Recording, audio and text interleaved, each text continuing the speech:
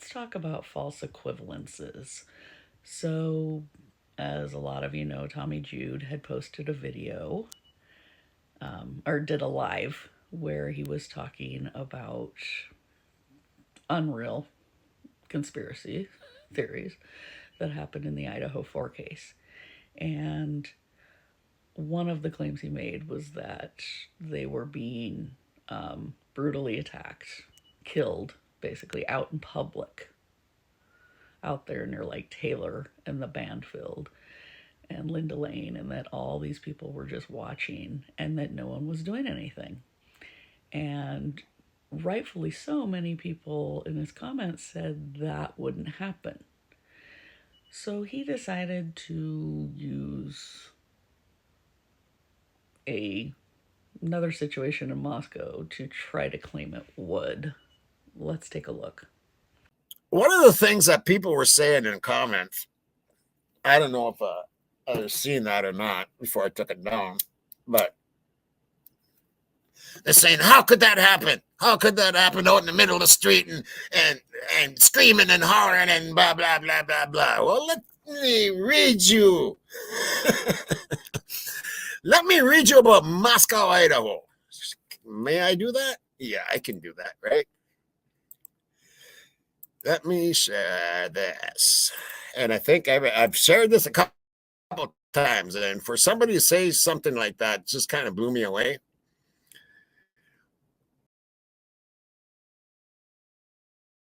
Okay, I froze that on the screen for a few seconds so you could see he was talking about the Tim Reed case, which was where the college student back in February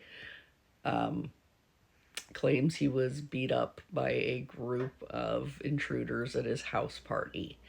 And it's a false equivalence to what he was trying to present about the Idaho 4 because law enforcement was called. The fight was broken up. Here's the call log. So here's the Moscow police activity log. Citizen dispute, 600 block Taylor Avenue. Multiple people trying to fight. Officers responded to a large fight. Report taken. And there's articles saying that people were treated at the scene by paramedics as well. So nobody was just standing there watching somebody get beaten to death. There was nobody in large groups just ignoring this brawl that was going on. The cops were called. So completely false equivalence. But then Tommy goes on to try to make a claim that the people involved are keeping silent, keeping secret, just like with the Idaho 4 case. Well, yeah, that's not the case either. And I've shown where they hold secrets for 35 years and beyond. And when they say, oh, it couldn't have been done out there in the middle of the street, I'm showing you right now, yes, it can. Look at these people's face. Look at this kid's face here. Yes, it can. It can, and guess what? It does. It does happen. Okay, nobody was holding secrets either. Everybody knew who was involved in that brawl. Police took a whole bunch of reports, lots of statements, gave it to the prosecutor. Prosecutor declined to prosecute anyone. Let me show you the article. So it says Moscow prosecutors declined to charge UI football players suspected in beating of student. City Prosecutor Reed Brevig said after a review of facts, circumstances, potential violations, and defenses under Idaho Code, he came to the conclusion he would not file charges.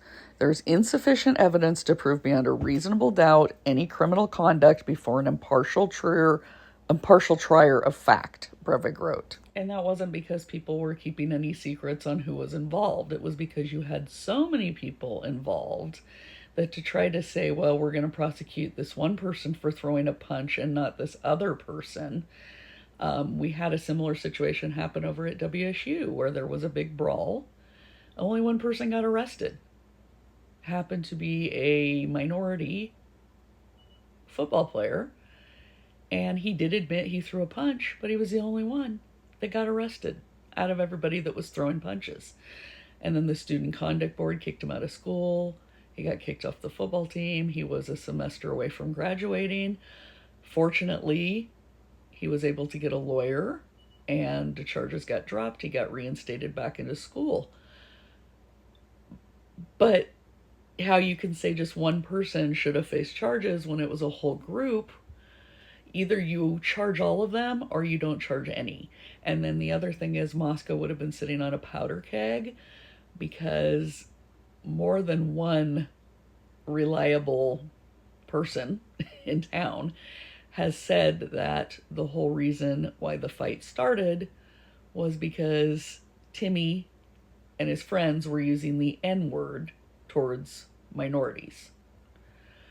So it turned out to be a case of fuck around and find out, and a huge fight started. And if the prosecutor had decided to just press charges against the people that were called the N word, you can only imagine what problems that would have created, especially when they weren't the only ones exchanging punches. So it was one of those situations where it was better to just not charge anybody, and hopefully they all learned their lesson about, especially little Timmy and his friends, about what you do and don't do. So, but this is a total false equivalence to the claims that Tommy was trying to make about the Idaho murders. A completely different situation.